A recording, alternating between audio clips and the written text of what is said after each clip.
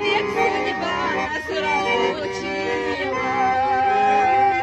Ох, если б он вернулся вновь, вернулся он ко мне снова, забыла б горе я, как сон, не упрекнула бы снова. Забыла б горе я, как сон, не упрекнула бы снова.